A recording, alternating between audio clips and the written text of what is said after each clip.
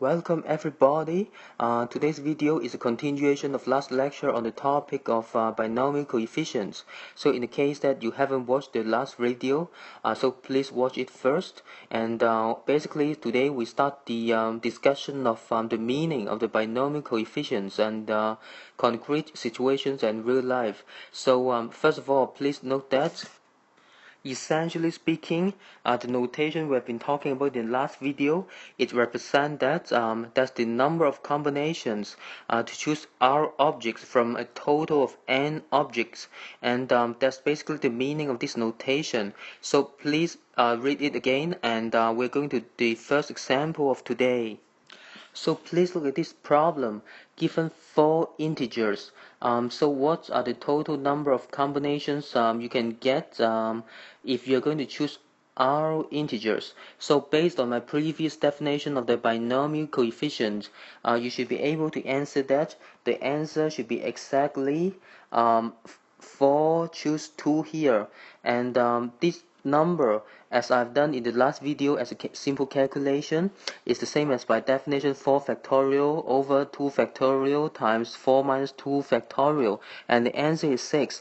And as a very simple illustration why there are altogether 6 combinations when you're going to choose 2 integers from a set of 4 integers. So I'm going to show you how to do it. So to choose 2 integers from 4, maybe we can start with 1 2, and 1 3 is definitely another choice.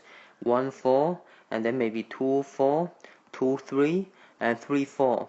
So I believe I've exhausted the list of possibilities when you're going to choose 2 integers out of a set of 4 integers. So altogether, as you see, the total number of combination is 6 here. So it basically means that these two are the same here.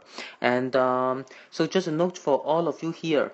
Right now, we're really talking about the number of different combinations, so which basically means that the order I pick the integers is not important at all, because if you try to think about it, when you're going to pick 2 integers, if you say the order matters, which basically means that, for example, if you pick 1 2, the procedure matters, which means 1 2 is not the same as 2 1. If you are thinking of order as an important matter here. But as I said, I emphasize that we are talking about combinations, and by combination it means that order doesn't matter, and it basically means that I'm talking about if I pick 1 2, it's really the same as the picking 2 1 here. So that's what I meant by order doesn't matter. And as you can see, if order matters here, you definitely should get more than 6 combinations, because when order matters, you definitely get a lot more choices available. But that's not the topic of today here. And anyway, please look at the second example. The second example is that if I give you 15 integers, I ask you to choose 3 integers out of this set. So how many different ways of combinations you can get here? And again here, so please look at the previous meaning of binomial coefficients. If you have absorbed the meaning pretty effectively based on the last example, the answer should be exactly the same as 15. Choose 3 here.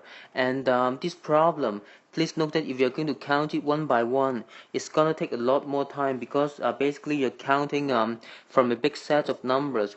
There are altogether 15 integers, which means you need to do counting like 1 2 3, 1 2 4, etc. There's so many different choices, and it's just a time-consuming process.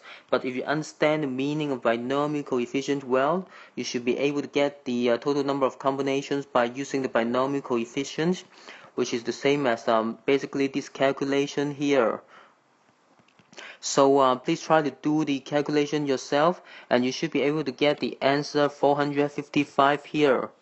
So as you can see, there are altogether 455 different ways of combinations in this problem. If you're going to do it this way by counting one by one, it's gonna take you a lot more time, and it's easy to count it wrong. So anyway, if I'm just talking about the total number of combinations, you can effectively use this binomial coefficient to get the answer for quite many different problems, even in concrete cases. And in the next lecture, we'll see more interesting examples definitely, again based on the meaning of binomial coefficients. And anyway, see you next time.